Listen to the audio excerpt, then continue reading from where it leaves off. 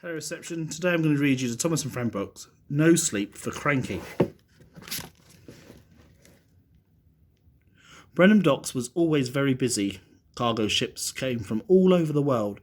Poor Cranky the crane, who worked at the docks, was never allowed a nap. He worked all the time, day and night, so he is always a little bit cranky.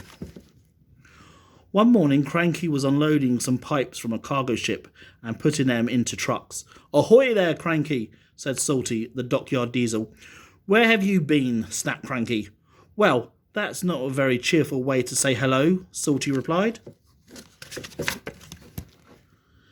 Next, the twin engines, Bill and Ben, arrived to work. "Hurry up, you two," shouted Cranky. "I haven't got all day." "You're no fun," grumbled Bill. "You wouldn't be fun too if you were stuck up here by yourself," snapped Cranky. "Oh, so that's why you're so cranky," said Ben. "You're lonely." "I'm not lonely," crankled Cranky. "If you were lonely, I'll keep you company," said Salty. "I could tell you a story." Salty loved nothing better than to tell stories about the sea, but everyone else thought they were boring. "Not another one of your stories," groaned Cranky, and he carried on lifting pipes. "I was in the middle of a wild storm," began Salty. But Cranky didn't want to listen, and he was so cross that he dropped the pipes all over the track. The pipes rolled towards a big shed. Crash! They hit so hard that the shed came tumbling down.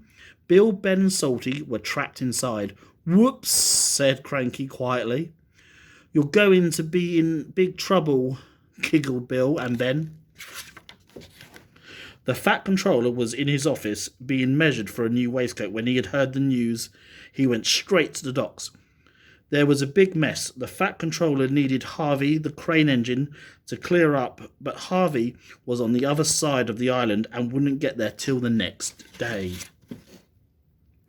The Fat Controller had to speak to Cranky, though, through a megaphone. "You have made a terrible mess, Cranky," he called crossly.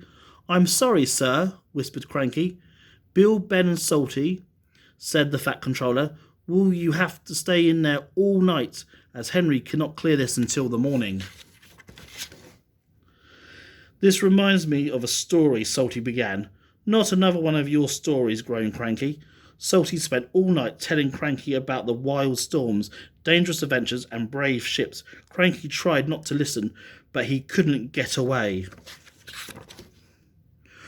When the sun rose, Salty was still talking. "I can't take it any more," creaked Cranky.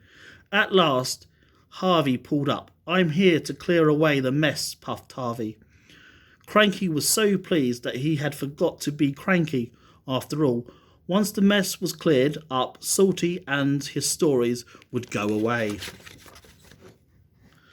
"I'll never be cranky again," promised Cranky after Salty left, "as long as I don't have to listen to any more of Salty's stories." Cranky worked hard all day. He was cheerful loading the trucks. He even said please and thank you to the engines. "Cranky is being very polite," puffed Thomas to Percy. "I hope it will last," smiled Percy. But as time went by, Cranky went back to his old ways. He became crankier than ever. "Oh well, it was nice while it lasted," said Percy to Thomas. "Yes," said Thomas, "and if Cranky gets too cross, we know what to do." "What?" asked Percy. "We'll have to ask Salty to tell him a few more stories," smiled Thomas. The engines laughed, but Cranky didn't find it very funny at all. Hope you enjoyed that reception. Take care.